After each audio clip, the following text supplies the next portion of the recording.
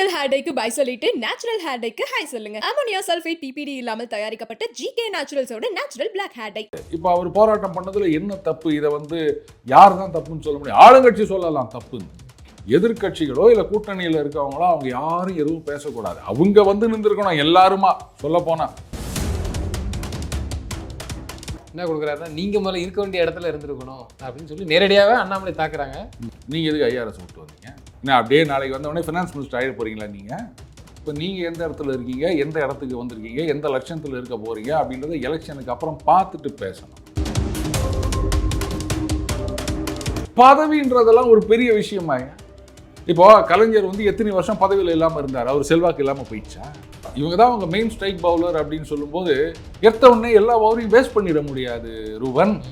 இவர் ஒரு press conference, அது ஏர்போர்ட்டில் இறங்கும் போதாக இருக்கட்டும், இல்லை ஏறும் போதாக இருக்கட்டும், இல்லை எங்கேயாவது 4 பத்திரிகையாளர்கள் சந்திக்கிறதா இருக்கட்டும், அவர் ஒரு வார்த்தை சொல்கிறார் அப்படின்னா அது மக்களால் கவனிக்கப்படுது.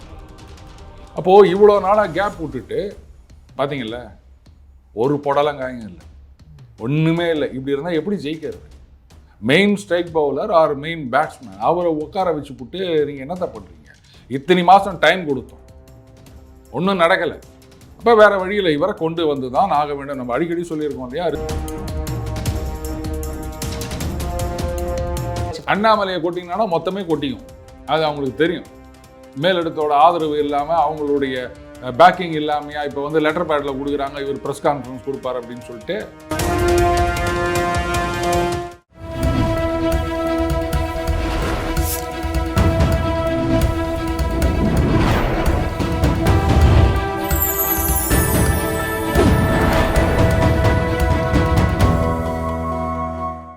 சேனல் 5 தமிழ் நேயர்களுக்கு வணக்கம். இந்த நேர்காணலில் நம்மோடு பேச இருப்பது டெய்லி பஞ்ச் அருண் அவர்கள். சார் வணக்கம். சார் வணக்கம் ரூபன். நேற்று அண்ணாமலை அவர்கள் திடீர் கைது, போராட்ட களத்தில் கலந்துக்கிட்டதாகவும் சொல்லி அரெஸ்ட் பண்ணியிருக்கிறாங்க. எப்படி பார்க்குறீங்க? பாஜக ஒரு பக்கம் ஏன்னா அண்ணாமலை மட்டும்தான் அதில் நின்ன மாதிரி இருந்துச்சு, ஒரு 2 பிரிவாக பிரித்து பார்க்குற மாதிரி தானே தெரியுது. அதுக்கு யாரும் அண்ணாமலை கைதுக்கு யாரும் எதுவுமே பேசலை. போராட்டம் இருந்தால் கைது வரத்தான் செய்யும். அது அரெஸ்ட் பண்ணுவாங்க, எங்கேயாவது கல்யாண மண்டபத்தில் வைப்பாங்க, இது பண்ணிடுவாங்க, இவ்வளோதான். என்ன அதில் எஃப்ஐஆர் ஏதாவது போட்டாங்க அப்படின்னு சொன்னால் அஃபிடவிட்டில் அதை சேர்க்கணும், அவ்வளோதான், வேறு ஒன்றும் கிடையாது. இது இதில் என்ன பிரித்து பார்க்குறது அப்படின்னு எனக்கு தெரியல. அங்கே மக்கள் பிரச்சனைக்காக ஒரு குரல் கொடுக்குறார், களத்தில் இறங்குறார். அப்போது சொல்லப்போனால் அதிமுக நாங்கள் தான் பெரிய கட்சி அப்படின்றாங்க, அவங்க இறங்கியிருக்கணும். மேபி இப்போ கூட்டணியில் இருக்கிறதுனால ரைட்டு, நீ அந்த பக்கம் அடிச்சு ஆடுங்க, நாங்கள் இந்த பக்கம் அடிச்சு ஆடுங்க, அப்படி பிரித்து பார்க்குறாங்களா அது தெரியல. அப்படித்தான் நான் பார்க்குறேன். ஆனால் காற்று மாறுது ரூபன், நிஜமாவே காற்று பயங்கரமாக மாறுது. நம்ம போன வாரம் பேசினோம் இல்லையா, நாம் நினைக்கிறேன் ஒரு வாரம் முன்னாடி பேசி போடுறோம்னு நினைக்கிறேன். நம்ம பேசுகிறத பின்னாடி செய்கிறாங்களா? நம்ம என்ன சொல்லியிருந்தோம், 70 சீட்டு அப்படின்னு சொல்லியிருந்தோம் இல்லையா. இப்போ கிட்டத்தட்ட அந்த மாதிரி தான் ட்ரெண்டு போயிட்டுருக்கு. அடுத்தது அண்ணாமலை அவர்கள் தான் மெயின் ஸ்ட்ரைக் பவுலர், அதில் எந்த சந்தேகமும் கிடையாது. அவர் பாட்டுக்கு இஷ்டத்துக்கு இறங்கி ஆட போகிறாரு.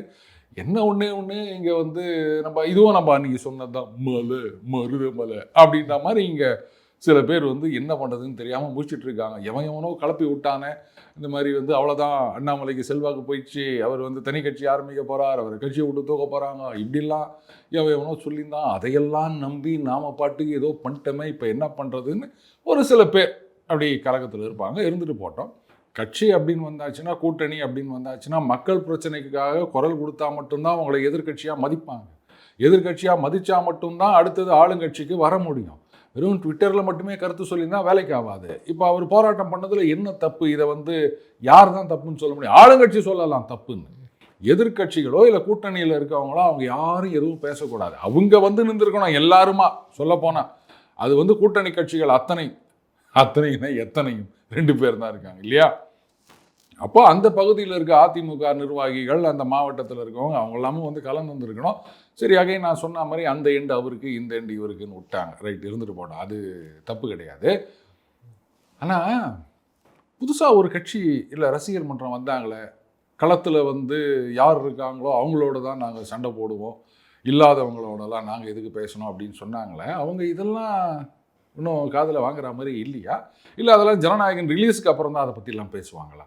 இதெல்லாம் நீங்கள் கேட்க மாட்டிங்களா? பொருட்டாவே பார்க்கலே என்னமோ அவர் சொன்ன மாதிரி.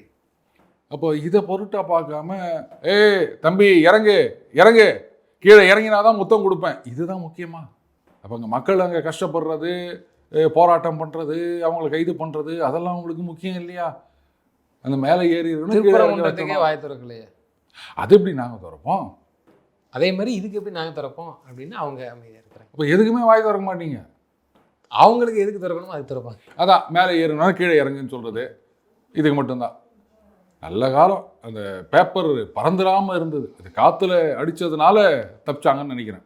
அந்த கட்சியை சேர்ந்தவரே அண்ணாமலை அவர்களும் விமர்சிச்சிருக்கிறாங்க. அண்ணாமலை முதல்ல சொன்னார், ஒரு வார்த்தை சொல்லும்போது இவர் அதுக்கு பதில் கொடுக்குறாரு. என்ன கொடுக்குறாருன்னா, நீங்கள் முதல்ல இருக்க வேண்டிய இடத்துல இருந்திருக்கணும் அப்படின்னு சொல்லி நேரடியாகவே அண்ணாமலை தாக்குறாங்க. அதுக்கு அண்ணாமலை அவர்கள், நான் நாய் தான், கொஞ்சம் வாழை ஆட தான் செய்யும், அதெல்லாம் நிமிக்க முடியாது, நான் நன்றி உள்ள நாயா என் கட்சிக்கு இருந்துட்டு போகிறங்கிற மாதிரி ஒரு போயிட்டு இருந்துச்சு. எப்படி பார்க்குறீங்க? ஏன்னா தாவிக்கா வந்து நேரடியாகவே அண்ணாமலை அவர்களை வந்து அதாவது இருக்க வேண்டிய இடம் அப்படின்னா 2 இடத்த நம்ம சொல்லலாம். ஒன்று வந்து ஐபிஎஸ்லேயே இருந்திருந்தால் அப்படி எடுத்துக்கலாம். அடுத்தது வந்து கட்சியிலேயே இருந்திருந்தால் அப்படி பார்த்தீங்கன்னா கட்சியில் தான் இருக்காரு. அதை அப்படி எடுத்துக்க முடியாது, ஏன்னா இவர் ஐஆர்எஸ்ல இருந்தவர் தானே. இல்லை வர அதைத்தான் நான் சொல்ல வரேன். இடம் எந்த இடம்னா இப்போ எனக்கு தெரியல. இல்லை அதை தான் நான் சொல்ல வரேன். ஒன்று ஐபிஎஸ் சொல்கிறாரா இல்லை கட்சியை சொல்கிறாரா? முதல்ல கட்சிக்கு வந்துடும், அவர் கட்சியில். ஓகே சரியா? இங்கே சில பேர் உளறிட்டு தெரிஞ்சாங்க, அவருக்கு செல்வாக்கு போயிடுச்சு, அவ்வளோதான், அவர் கட்டம் கட்டாங்க. அதோட புரிதல் கட்சி தான். அப்போ சொல்லி முடிச்சிடுறேன். ஆனால் இன்னைக்கு கட்சியில் அவருக்கு எவ்வளோ செல்வாக்கு இருக்குது, மக்களிடையே எவ்வளோ செல்வாக்கு இருக்குது. பதவி நீங்கள் சொல்கிற பதவின்றதெல்லாம் ஒரு பெரிய விஷயமாய. இப்போ கலைஞர் வந்து எத்தனை வருஷம் பதவியில் இல்லாமல் இருந்தார், அவர் செல்வாக்கு இல்லாமல் போயிடுச்சா? எனக்கு பதில் சொல்லுங்க. பதவி அது இது ஒன்றா சார்? இல்லை, அவர் கேட்ட கேள்வி பாருங்க, பதவினால செல்வாக்கு அப்படின்னு நினைச்சிங்கன்னா அது உண்மையான செல்வாக்கு கிடையாது. பதவியில் இருந்தாலும் இல்லாட்டாலும் மக்களிடம் செல்வாக்கு இருக்க வேண்டும், அதுதானே உண்மையான செல்வாக்காக இருக்க முடியும். எனக்கு இந்த போஸ்டிங்ல இருந்தால் தாங்க வந்து அதிகாரம் ஒன்றா சொல்லுங்க. அவர் சொன்னது இதை மென்ஷன் பண்ணி சொல்லி வர நான் சொல்லி முடிச்சிடுறேன். அதிகாரம்னா சொல்லுங்க, பதவியில் இருந்தால் அதிகாரம் இருக்குன்னு சொல்லுங்க. செல்வாக்குக்கும் பதவிக்கும் சம்பந்தம் கிடையாது, புரியுதுங்களா? ரைட்டு. அப்போது அது மட்டும் இல்லை, இப்போ மேலிடத்திலும் அவருக்கு எவ்வளோ முக்கியத்துவம் கொடுக்குறாங்கன்றது தெரியுது. அதனால் அவர் கட்சியை விட்டு எங்கேயும் போயிடல, கட்சியில் தான் இருக்கார். அந்த முக்கியத்துவம், செல்வாக்கு அதெல்லாம் இப்போ மறுபடியும் எல்லாரும் ரியலைஸ் பண்ண ஆரம்பிச்சிருக்காங்க. அதனால் கட்சியை பற்றி சொல்லியிருந்தாருன்னா அவருக்கு வந்து அரசியலின் அடிப்படை அறிவு கூட இல்லை அப்படின்னு தான் நான் சொல்வேன். புரியுதுங்களா? இருக்கிற இடத்துல அப்படின்னு சொன்னால் இருந்த இடத்துல இங்கேயே தான் இருக்கார், எங்கேயும் போல, அவருடைய இம்பார்ட்டன்ஸ் இருக்குது. அப்போது அடுத்த ஆப்ஷன்னா அந்த ஐபிஎஸ்ஸை தான் சொல்லணும். நீங்கள் எதுக்கு ஐஆர்எஸ் விட்டு வந்தீங்க? என்ன அப்படியே நாளைக்கு வந்தவொடனே ஃபினான்ஸ் மினிஸ்டர் ஆகிட போகிறீங்களா? நீங்கள் முதல்ல உங்கள் கட்சி ஜெயிக்கணும், நீங்கள் ஜெயிக்கணும், உங்கள் தலைவர் ஜெயிக்கணும், இவ்வளோ விஷயங்கள்லாம் இருக்குது. 117 சீட்டுக்கு மேலே ஜெயிக்கணும், அப்போ தான் ஆட்சி அமைக்க முடியும், அப்போ தான் ஃபினான்ஸ் மினிஸ்டரோ எந்த மினிஸ்டரோ ஏதோ ஒன்று. இப்போ நீங்கள் எந்த இடத்துல இருக்கீங்க, எந்த இடத்துக்கு வந்திருக்கீங்க, எந்த லட்சத்தில் இருக்க போகிறீங்க அப்படின்றத எலெக்ஷனுக்கு அப்புறம் பார்த்துட்டு பேசணும். சும்மா ஒரு சினிமா நடிகர் வராரு, அவரை பார்த்த உடனே எல்லாம் வந்து அப்படியே மரத்து மேலே கம்பத்து மேலே ஏறி நின்று முத்தம் குத்தா தான் இறங்குவேன் அப்படின்றாங்க. இதை வச்செல்லாம் வந்து அவர் தான் அடுத்த சிஎம்னு முடிவு பண்ணிங்கன்னா பவர் ஸ்டார் 10 தடவை சிஎம் ஆகிருப்பார். நான் பவர் ஸ்டார்னு நான் அத்தோட சொல்கிறேன், அவ்வளோதான், நிறுத்திக்கங்க, அதுக்கு மேலே எதுவும் கேட்காதீங்க. இதெல்லாம் ஒரு கேள்வின்னு இது வேற மெத்த படித்தவர்கள் இவங்கெல்லாம். வர வர இந்த மாதிரி சில பேர் பேசுகிறத பார்க்கும்போது என்னவோ ஐஏஎஸ் அப்படின்னா நம்மள அப்படின்னு பார்த்துருந்தோம், அப்படின்ற மாதிரி இருக்குது இன்றைக்கி இவங்க லட்சணத்தை பார்க்கும்போது. இவங்கெல்லாம் என்ன மாதிரி வேலை செஞ்சுருந்துருப்பாங்க. இன்றைக்கி வந்து அதான் அண்ணாமலை அவர்கள் சொன்ன மாதிரி ஒரு நடிகருக்கு சொம்பு தூக்கின்னு ஜால்ரா தட்டிக்கின்னு இப்படி வந்து உட்காந்து நிற்கிறார் அவர். இவரெல்லாம் வந்து பதவியில் இருக்கும்போது எப்படி இருந்திருப்பார் ஆண்டவா. அண்ணாமலையுடைய இப்போ 2 நாட்கள் அந்த செயல்பாடுகள் கட்சியில் பாஜக தான் இருக்கிறாங்க, ஆனால் வந்து தன்னிச்சையாக வந்து போராடுறது, அந்த போராட்டத்தில் கலந்துக்கிறது, கைது நடவடிக்கை, இதெல்லாம் பார்க்கும்போது இந்த ப்ரெஸ் மீட், பத்திரிகையாளர் சந்திப்பு, இதெல்லாம் பார்க்கும்போது என்ன நினைக்கிறாங்கன்னா, அப்போ இந்த சட்டமன்ற தேர்தலில் போட்டி ஒரு சீட்டை வந்து கனெக்ட் பண்ணுறாரா, ஏன் போட்டியிடக்கூடாது? இல்லை ரோவன், அதாவது அவர் வந்து மக்கள் பிரச்சனைக்காக குரல் கொடுப்பது அப்படின்றது வந்து தேர்தலோ சீட்டோ இதை குறிவைத்து கிடையாது, புரியுதுங்களா? ஹைகமாண்டில் நீங்கள் போட்டியிடணும் அப்படின்னு நினச்சா இவர் வானான்னு சொன்னாலும் போட்டி போட சொல்லுவாங்க. வேணான்னு நினச்சாங்கன்னா இவர் எனக்கு சீட்டை கொடுன்னு கேட்டாலும் கொடுக்க மாட்டாங்க. அதனால் அதுக்கு இதுக்கும் சம்மந்தம் கிடையாது. நான் தான் சொன்னேன் இல்லையா, காற்று மாறுது அப்படின்னு, அதுதான் இது. இந்த நேரத்தில் வந்து ஆளுங்கட்சியை எதிர்த்து பலமாக ரோட்டில் இறங்கி மக்கள் பிரச்சனைக்காக குரல் கொடுக்க வேண்டும். அப்படி இருந்தால் மட்டும்தான் அது எதிர்கட்சியாக இருக்கும். திமுக வந்து 10 வருஷமாக பண்ணிட்டு இருந்தாங்க. இவங்க கடைசியில் ஒரு 5 மாதமாவது பண்ணணும். அதைத்தான் அவர் பண்ணிட்டுருக்காரு. அதனால் இது வந்து தன்னிச்சையா அப்படின்லாம் சொல்ல முடியாது. அதான் நம்ம அன்றைக்கே பார்த்தோமே, டெல்லிக்கு போயிட்டு வராரு, அங்கே அஃபிஷியல் லெட்டர் பேட்லலாம் சொல்கிறாங்க இது மாதிரி வந்து அண்ணாமலை அவர்கள் ப்ரெஸ் மீட்டு, முன்னாள் தலைவர் தமிழிசை அவர்களும் கூட இருப்பார்னு லெட்டர் பேட்லலாம் வருது. தன்னிச்சையாலாம் கிடையாது. அதுக்கப்புறம் இந்த நடவடிக்கை எல்லாமே அங்கே கொஞ்ச நாள் அப்படியே வெயிட் பண்ணாங்க. ரைட்டு, அது டைம் வரட்டும் அப்படின்னு சொல்லிட்டு இப்போ சரியா.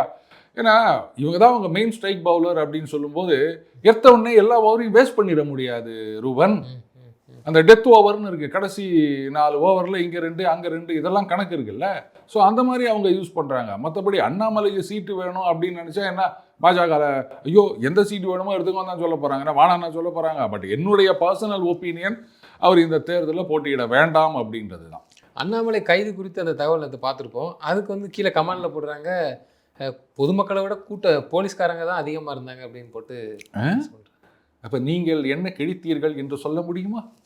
அந்த கமெண்ட்டு போடுறீங்களே, அப்போது நீங்கள் என்ன பண்ணீங்க அந்த மக்களுக்காக? சார் நான் கமெண்ட்டு மட்டும்தான் போடுவேன் அப்படின்னா சரி ரைட்டு. ஒருவேளை நீங்கள் வந்து அரசியல் கட்சியை சார்ந்தவராக இருக்கும் பட்சத்தில், சும்மா வந்து நம்மளை மாதிரி ஒரு பொதுஜனம் அப்படின்னா அப்போ ஓகே, என்னால் கமெண்ட்டு தாங்க போட முடியும் அப்படின்னு சொல்லலாம். மற்றபடி நீங்கள் அரசியல் கட்சி சார்ந்தவராக இருந்தீங்கன்னா அப்போ நீங்கள் என்ன பண்ணீங்க? அப்போ எல்லா கேள்வியும் ஒரு எல்லாம் மற்றவங்களாம் என்ன பண்ணாங்கன்னு, யாரோ ஒருத்தர் மக்களுக்காக இறங்கி போராடுறாரு, குரல் கொடுக்குறாரு அப்படின்னா போலீஸ்காரங்க நிறைய இருந்தாங்க, பொதுமக்கள் நிறைய. வீடியோவை பார்த்தாலே தெரியும். நான் நினைக்கிறேன் ஒருவேளை அந்த மாதிரி சொல்கிறவங்களுக்கு இந்த கவுண்டமணிக்கு ஒரு படத்தில் வருமே, கோடி ரூபா கொடுத்தாலும் நான் 6 மணிக்கு மேலே வேலையே செய்ய மாட்டேனே அப்படின்னு, அந்த மாதிரி ஏதாவது வியாதி இருக்கும்னு நினைக்கிறேன். அதனால தான் வந்து அது சாயங்காலத்துக்கு மேலே பார்த்துருப்பாங்க, அந்த கூட்டம் சரியாக தெரியல போல இருக்குது. அது ஒன்றும் இல்லை, சாதாரண அந்த விட்டமின் டெஃபிஷியன்சி, அது சாப்பிட்டா சரியாக போயிடும். செங்கோட்டையன் குறித்து பத்திரிகையாளர் சந்திப்பில் கேள்வி கேட்டதுக்கு அண்ணாமலை அவர்கள் வந்து செங்கோட்டையன் அவர்களை வந்து கடந்து செல்லாமல், செங்கோட்டையன் அண்ணன் எனக்கு ரொம்ப பிடிக்கும், ஆனால் அண்ணனை நான் எப்போவுமே குறை சொல்ல மாட்டேன், அண்ணன் அவர்கள் வந்து அதிமுகவில் மூத்த லீடரு, அண்ணன் அவர்கள் இது வந்து எடப்பாடியை காரணம் பண்ணுறது அந்த மாதிரியான புகழாரமாக அந்த இதில் பேசுறதுக்கான தேவை என்ன வந்துச்சு? ரொம்ப புகழ்தார நீங்கள் அப்படி நினைக்கிறீங்க? இப்போது சில பேர் வந்து என்ன சொல்கிறது, இதை சர்க்காஸ்டிக்காக பாருங்கள். நீங்கள் அண்ணன் செய்த முடிவு சரிங்கிறாங்க. இருங்க நீங்கள் சர்க்காஸ்டிக்காக பாருங்கள். சில நேரங்களில் வந்து நீங்கள் யாரையாவது ஒருத்தர் இது பண்ணோன்னா, ஐயோ அண்ணனை மாதிரி வருமா இப்படி ஏற்றி விட்டு துபால்னு கீழே போகிறதுன்னு இருக்குல்ல. அதுதான் அண்ணாமலை அவர்கள் நேர்த்தியாக செய்வார், அதை நம்ம பார்த்துருக்கோம், நானும் பார்த்துருக்கிறேன். ஆனால் இந்த நிகழ்ச்சி பார்க்கும்போது அப்படி தெரியலையே. நீங்கள் உங்களுக்கு அப்படி தெரியலன்னா அதுக்கு நான் என்ன பண்ண முடியும்? சரி, நல்ல மனசுக்குள்ளே அந்த இது இருக்கதான் செய்யுது. எதுவுமே இல்லை, அங்கே போனால் ஒன்றுமே ஆகாதுன்னு தெரியும். அந்த அருண்ராஜ் அவர்கள் தானே அந்த மாதிரி கமெண்ட் சொன்னது, இருந்த இடத்துல அப்படின்னு சொல்லிட்டு அவரை போட்டு வாங்கிக்கிறாரு. இதில் ஒரு சில பேர் கலப்பி விட்டுருந்தானுங்க, பார்த்தீங்களா இவர் வந்து தாவைக்கால போய் சேர்றதுக்கு முடிவு பண்ணிட்டார், அதனால தான் யாருமே வாயை திறக்காதப்போ என்ன பண்ணுறதுன்னு தெரியாமல் தாவேக்காவே வந்து வாய் முடின்னு கப்சிப்னு இருந்தப்போ, எந்த கட்சியும் குரல் கொடுக்காதப்போ இவர் தான் முதல்ல குரல் கொடுத்து, அதுக்கப்புறமா தான் தாவேக்காலேயே வந்து சோஷியல் மீடியாவில் கூட பேச ஆரம்பித்தாங்க. புரியுதுங்களா? அது தலைவர் எப்போ பேசினாருன்னு கேட்காதீங்க, அது ரொம்ப நாள் ஆச்சு, அதுக்கப்புறம் தான் அவர் பேசினார். ஸோ இவர் தாவேக்கால போகிறார் அப்படின்னு சொல்லியிருந்தாங்க. அப்படி பார்த்தீங்கன்னா தாவேக்காவை கேட்குறாரு, திருப்பரங்குன்றத்தில் என்ன பண்ணீங்க, ஏன் வந்து மக்கள் பக்கம் நிற்கல நீங்கள் கேட்டாரா? விஜய் அமைதியாக இருப்பது நல்லதான், வாய் திறக்கக்கூடாதான். அது ரைட்டு. அதே நீங்கள் வாயே திறக்க வேணாங்க, நீங்கள் ஏங்க திறக்கிறீங்க, நீங்கள் சினிமாவில் மட்டும் நெக்ஸ்ட்டு போங்க. ஜனங்க வந்து தேர்தல் வரும்போது அவங்க வாயை திறந்து அவங்க முடிவு என்னன்றதை சொல்லுவாங்க, அதுக்கப்புறமா நீங்கள் வாயை திறக்க போகிறது கிடையாது. திருப்பரங்குன்றத்தில் யாருக்கு தான் ஆதரவாக பேசணும்னு நினைக்கிறீங்க, யாருக்கு தான் இல்லை நியாயத்தை எப்படி பேசணும்? இல்லை நான் என்ன கேட்குறேன்னா, இது அகைன் கவர்மெண்ட் பண்ணிக்கிட்டு தான் வரணும். ஒருத்தர் சொல்லுவார்ல, கட்சி இல்லாட்டா என்ன கோஷ்டின்னு ஒன்று இருக்குல்ல, நீங்கள் எந்த கோஷ்டி அப்படின்னு கேட்பார்ல, அதுலேயே ஏதாவது ஒன்று கிளைம் பண்ண சொல்கிறீங்களா? நான் என்ன சொல்கிறேன், உங்களுக்கு என்ன கருத்தோ அதை சொல்லுங்கள். நான்லாம் சொல்ல மாட்டேன். எப்போ சொல்வீங்க? ஜனநாயகன் படத்தில் சொல்லுவோம், எங்களுக்கெல்லாம் வேறு வேலை இல்லை, உங்கள் கருத்து என்ன, உங்கள் கொள்கை என்ன அப்படின்னு நாங்கள் காசு கொடுத்து சினிமாவில் தான் வந்து பார்த்துக்கணுமா? ஏன்னா சினிமாவில் தான் பஞ்சு டயலாக் பேசினுக்கிறீங்கன்னு பார்த்தா நேரம் வந்து பஞ்சு டயலாக் தான் பேசினுக்கிறீங்க. என்னதான் பேசுறீங்க? அதுவும் பேப்பர் பறந்து போயிடுச்சு. இவரெல்லாம் வச்சு எப்படி டைரக்டர் படம் எடுத்தாங்க? ஏன்னா ஷூட்டிங்கில் வந்து நீ கையில் ஸ்கிரிப்ட் பேப்பர் வச்சுக்கினா டயலாக் சொல்ல முடியும். இங்கே ஒரு கூட்டத்தில் எடுத்துகிட்டு வந்துடுறாங்க, இது பேப்பர் பறந்த உடனே அதுவே தெரில. என்னங்க இது? இந்த ஒரு 2 விஷயம் கூட உங்களால் ஞாபகம் வச்சுக்க முடியாதா? சரி விடுங்க. பாஜகவில் வந்து திரும்ப நீங்கள் சொன்ன மாதிரி அந்த லெட்டர் பேடில் அண்ணாமலை அவர்கள் பேசணும், ஏன்னா அது வெளிப்படையாக தெரியுது, மூமெண்ட் இல்லை, கட்சியோட மூமெண்ட் இல்லை, ஓப்பனாக ஸ்டேட்மெண்ட் விடுறது இது அண்ணாமலை அவர்கள் தான் முடியுது அப்படின்ட்டு ஒரு அது குறித்து நீங்கள் சொன்னீங்க. சரி, அதை குறித்து அவர் பேசினதாகவே இருக்கட்டு. அதை தாண்டி பாஜகவில் வந்து இன்னைக்கு தமிழிசை அவர்கள் சொல்லியிருக்கிறாங்க, அதிமுகவுக்கு டெல்லி அதிமுக சென்றவர்கள்லாம் போகிறாங்கன்னா நட்பு தான் வந்து இன்னும் அதிகரிக்கும், விரிசல் அடையாது அப்படின்னு சொல்கிறாங்க. உள்ளுக்குள்ளே கட்சிக்குள்ளே ஒரு பிரிவு மாதிரி ஏதோ வருதா அதிமுகவுக்கும் பாஜகவுக்கும்? ரூபான், ஒரு விஷயம் நீங்க இது வந்து அண்ணாமலை ரீஎன்ட்ரி கொடுக்கறனால இல்லை இந்த கசப்பு தன்மையா இல்லை இங்கேயும் இவங்க பிரச்சாரம் செய்யாமல் போகணுங்கிறாங்க? இல்லை, அதாவது நீங்கள் ரீஎன்ட்ரி அப்படின்னு நினைக்கிறீங்க, இதை வந்து நான் ஸ்ட்ராட்டஜியாக பார்க்குறேன். பாஜகவோட ஸ்ட்ராட்டஜி. ஆமாம். இப்போது அதிமுக அந்த கூட்டணி அப்படின்னும் போது ஃப்ரிக்ஷன் பாயிண்ட்டாக அவங்க சொன்னது அண்ணாமலை. அவர் வந்து எங்கள் தலைமையை பற்றி இப்படிலாம் பேசியிருக்கார், முன்னாள் ஆளுமைகளை பற்றி பேசியிருக்கார் அப்படி இப்படின்னு. இவங்களும் வந்து மோடி அவர்களை பற்றி எப்படி ட்ரோல் வீடியோலாம் போட்டாங்க, ஆட்டுக்குட்டினாங்க, அதெல்லாம் நமக்கும் தெரியும். சரி, இருந்தாலும் ஓகேன்னு சொல்லிட்டாங்க. இப்போ யோசிச்சு பாருங்கள், அண்ணாமலை தலைவர் பதவியிலிருந்து வெளில வந்துட்டார், நயினார் வந்து தலைவராக பதவி ஏற்கின்றார். அப்போவுமே இன்னைக்கு அண்ணாமலை அவர்கள் ஒரு வாரத்துக்கு முன்னாடியிலேருந்து செயல்படுற மாதிரி ஆக்டிவாக செயல்பட்டு கொண்டு இருந்தார்னு சொன்னால், அப்போது அதிமுகவில் என்ன நினைப்பாங்க? சும்மாவானா இவரை அமிச்சிட்டு மாப்பிள்ளை இவர் தான், ஆனால் போட்டிருக்க சொக்கா எந்துன்ற மாதிரி இவரை தலைவர் பதவியில் உட்கார வச்சுட்டு அவர் தாங்க வந்து எல்லாம் பண்ணிட்டு இருக்காரு அப்படின்னு நினைச்சிருப்பாங்களா மாட்டாங்களா? நீங்களே நினைப்பீங்களா மாட்டீங்களா? ஆனால் ஓட்டமண்டுக்கிறாங்க. இதை வந்து நான் சொல்கிறேன், ஓகே, நீங்களே நினைச்சிருப்பீங்களா மாட்டீங்களா? சரி, இப்போது ஏப்ரலில் அந்த கூட்டணி முடிவானது, அப்போ தான் நயினாரும் தலைவர் ஆகின்றார். இப்போ என்ன டிசம்பர் மாதம் வந்தாச்சு. இப்போ நீங்களே சொன்ன மாதிரி இது வரைக்கும் என்ன ட்ராக்ஷன் இருந்தது அந்த எதிர்கட்சியில்? ஒன்றும் இல்லை. இல்லை, இவங்களும் தான் போகிறாங்க. ஆனால் அண்ணாமலை அவர்கள் அது ஏர்போர்ட் வாசலில் நின்று, இப்போது இப்படி தான் ஒரு கம்பேரிசன் சொல்லணும். அவருடைய அரசியல்ன்றது வேறு. ஆனால் ஒரு சம்பவம் நடந்து பல நாள் கழிச்சு கேட்டை திறந்துன்னு வெளில வருவார், வந்த உடனே எல்லாம் போவாங்க, ஏதோ ஒத்த வார்த்தையில் ஒன்று சொல்லிட்டு போயிடுவார், ஒரு வாரத்துக்கு எல்லாம் அதையே பேசிகிட்டு இருப்பாங்க. நான் சொல்கிறது புரியுதா யாருன்னு? அந்த மாதிரி இவர் ஒரு ப்ரெஸ் கான்ஃபரன்ஸ், அது ஏர்போர்ட்டில் இறங்கும் போதாக இருக்கட்டும், இல்லை ஏறும் போதாக இருக்கட்டும், இல்லை எங்கேயாவது வந்து 4 பத்திரிகையாளர்கள் சந்திக்கிறதா இருக்கட்டும், அவர் ஒரு வார்த்தை சொல்கிறார் அப்படின்னா அது மக்களால் கவனிக்கப்படுகின்றது. அப்போது இவ்வளோ நாளாக கேப் விட்டுட்டு பார்த்தீங்கல்ல, ஒரு புடலங்காயும் இல்லை, ஒன்றுமே இல்லை. இப்படி இருந்தால் எப்படி ஜெயிக்கிறது? Main strike bowler or main batsman அவரை உட்கார வச்சு போட்டு நீங்கள் என்னத்தை பண்ணுறீங்க? இத்தனை மாதம் டைம் கொடுத்தோம், ஒன்றும் நடக்கலை. அப்போ வேறு வழியில் இவரை கொண்டு வந்து தான் ஆக வேண்டும். நம்ம அடிக்கடி சொல்லியிருக்கோம் இல்லையா, ரித்துராஜ் கெய்க்வாடை உட்கார வச்சு போட்டு மறுபடியும் தோனியை கொண்டு வந்தாங்க பார் அப்படின்னு. அதுதான் நடந்திருக்கு. என்ன, அவங்க கொஞ்சம் லேட் ஆகிட்டாங்க, இவங்க கொஞ்சம் முன்னாடியே கொண்டு வந்துட்டாங்க, அவ்வளோதான். ஆனால் மத்திய பாஜக தலைமை அதை விரும்பினாலும் இங்கே ஜெல்லாக மாட்டுக்குது, ஒட்ட மாட்டுக்கிறாங்களா? என்ன ஓட்ட மாட்டாங்க? அண்ணாமலை கைது, இவங்க என்ன ஏதாவது ஒரு கண்டனம், ஏதாவது ஒரு அது குறித்து ஏதாவது ஒரு இது எதுலையுமே அவர் பாட்டில் தன்னிச்சையில் போகிறார். தன்னிச்சையில் இது ஒரு கட்சிக்கு இதை பார்க்குறவங்க நமக்கு எப்படி தெரியுது? மாநிலத்தில் ஒரு கூட்டத்தை கூட்டிட்டு போறாரு, அங்க அவர் பிரஸ் மீட் கொடுக்குறாரு, அங்க ஒரு குரூப் போகுது. அண்ணாமலை தன்னிச்சையா பண்ணிட்டு இருக்காரு. அதிமுகவும் போல எதுவுமே ஒரு அறிக்கை, ஒரு தலைவரை, முன்னாள் தலைவரை கைது பண்ணுவாங்க. இது எச் ராஜா பண்ணா இவங்க ஏதாவது பேசாம இருப்பாங்களா? நயினாரே பேசுவார் பத்திரிகையாளர் சந்தி. இல்லை விடுங்க, அதெல்லாம் ஒட்டும், இல்லைன்னா மேலேருந்து அவங்க கொட்டும். அதெல்லாம் நடக்குது ரூபன், ஏன் கவலைப்படுறீங்க? மேல இருந்து கொட்டி பாஜகவை சேர்ந்தவர்கள் அண்ணாமலையோட இணக்கமா இருந்துச்சு பயணிங்கன்னு சொல்லி கண்டிப்பாங்களா? இல்ல அண்ணாமலையை மேல இருந்து கொட்டி நீ கொஞ்சம் பிரஸ் மீட்டு கொடு, அதை வச்சு அண்ணாமலையை கொட்டிங்கன்னா மொத்தமே கொட்டிக்கும். அது அவங்களுக்கு தெரியும். மேலிடத்தோட ஆதரவு இல்லாமல், அவங்களுடைய பேக்கிங் இல்லாமையா இப்போ வந்து லெட்டர் பேடில் கொடுக்குறாங்க, இவர் ப்ரெஸ் கான்ஃபரன்ஸ் கொடுப்பார் அப்படின்னு சொல்லிட்டு. அதை சொல்கிறவர் இதை சொல்ல மாட்டேங்கிறாரு. அவரோட எனக்கு நடக்கும். ஏன் அவசரப்படுறீங்க நீங்கள்? கொஞ்சம் கொஞ்சமாக எல்லாருக்கும் புரியும். அதெல்லாம் வந்து ஓப்பனாக அந்த லெட்டர் பேடில் அனுப்புவாங்களான்னா, அது பாருங்க அண்ணாமலை தான். 3 மாதம் தான் தேர்தல் இருக்குது, 3 மாதம் 4 மாதம் தான் இருக்கட்டாங்க. அதெல்லாம் வருங்க, ஏங்க கவலைப்படுறீங்க? அதெல்லாம் தானாக வரும், அதெல்லாம் ஒட்டும். பெரிய குயிக் ஃபிக்ஸ் வச்சுக்கிறாங்க அவங்க. அதை போட்டால் அப்படியே கபால்னு ஒட்டிக்கும், அந்த பக்கம் வராது. இந்த அட்வர்டைஸ்மெண்ட்டில் வர மாதிரி தான் அது. ஏன் அதெல்லாம் அவசரம் பண்ணணும்? நடக்கும், நடந்தே தீரும், காலத்தின் கட்டாயம். எத்தனை நாள் நீங்கள் தனியாகவே இருப்பீங்க? தனியாக இருக்க நாங்கள் பார்த்துக்குறோம் அப்படிங்கிற ஒரு செயல்பாடில் தான் போகிறாங்க. அவர் தான் சொன்னேன், மேலேருந்து கொட்டும்னு. நான் அதுக்கு மேலே நான் என்ன சொல்ல முடியும்? எப்போ கொட்டும்லாம் கேட்காதீங்க, அடுத்த வாரமே கூட கொட்டலாம்.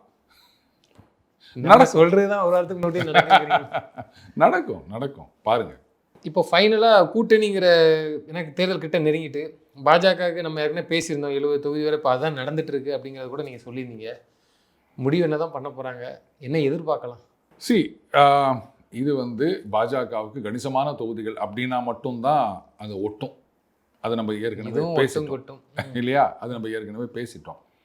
அதே மாதிரி இப்போது மற்ற கட்சிகள் அப்படின்னும் போது ரைட், அவங்களுக்கெல்லாம் வந்து அந்த பக்கம் போடுறதுக்கு இப்போ வாய்ப்புகள் அதிகமாக இல்லைன்னு தான் நான் சொல்லுவேன். இப்போ பாமக எடுத்துக்காங்க, அந்த 2 பாமக ஆகிவிட்டது.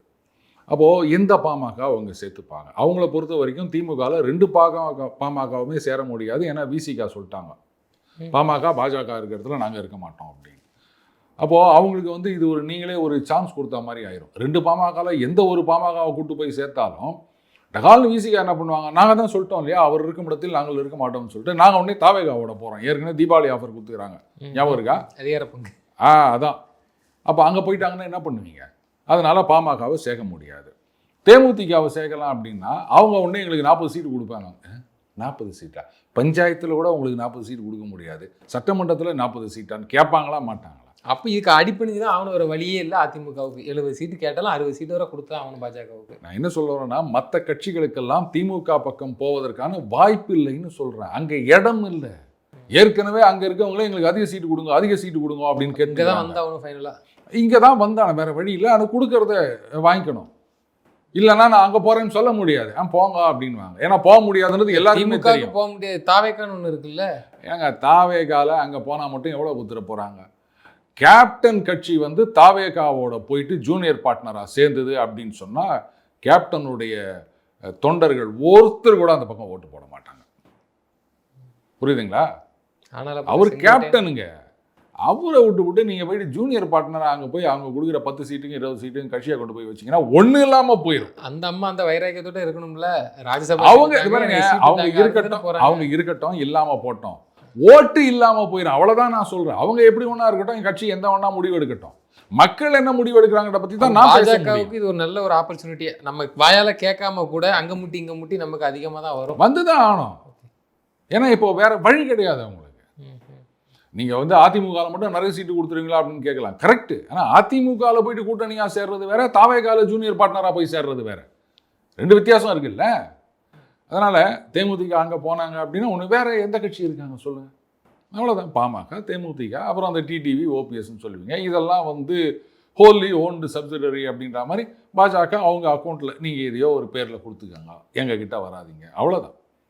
டிடிவி அதிமுகவில் சேர்றதுன்ற பேச்சே கிடையாது. ஓபிஎஸ்ஸை சேர்த்துக்கவே மாட்டாங்க. வேணும்னா பலாப்பழம், மாம்பழம் இல்லை, அவங்க சண்டைக்கு வருவாங்க. கொய்யாப்பழம், பரப்பம்பழம், அது என்ன பழம்னு கேட்காதீங்க, அப்படி ஏதாவது கொடுத்து அப்படி நிற்க வைக்கலாம், அவ்வளோதான். இல்லையா தாமரையிலேயே கூட நின்றுக்காங்கன்னு சொல்ல வேண்டியது. அவர் பேசாம பாஜக சேர்ந்து மனசு வரமுண்டுங்க. அதான், அதாவது இவ்வளோ நாள் கனவுல இருந்தார், எப்படியாவது அதிமுகவில் நம்ம வந்துடலாம் அப்படின்னு. இனிமேல் அதெல்லாம் நடக்காதுன்னு தெரிஞ்சவொடனே பேசாமல் பாஜகலையே சேர்ந்துருங்க. அடுத்தது நயினாருக்கு அப்புறம் தலைமை பதவி கிடைச்சதுன்னா இப்படி இருக்குல்ல. அப்போ நயினார் விட்டுருவாரா? எப்படியும் 3 வருஷம் அவங்களுக்குள்ள போட்டு 3 வருஷம் ஆனால் மறுபடியும் வந்து அந்த பதவியிலேருந்து யாரையாவது தூக்கிடுவாங்க இல்லையா? அப்போ சொல்லிக்கலாம், இபிஎஸோட உட்காந்து சமமாக பேச முடியாதுன்னு சொன்னாங்களே, இப்போ பாஜக தலைவராக நான் வந்து பேசுகிறேன். இவ்வளோ நல்ல ஐடியாவாக இருக்குல்ல பாருங்கள். இது மாதிரிலாம் பேசும்போது தான் விலையில ஆலோசனை அப்படியே வந்து குவியுது. நீங்கள் இதே சொல்லாதீங்க, நம்ம இப்போ பேசுகிற அடுத்த வாரம் நடந்துருக்கோம். நிச்சயமாக சார். தொடர்ந்து தங்களுக்கு கருத்துக்களை பயந்தவங்க நன்றி. நன்றி ரூபன்.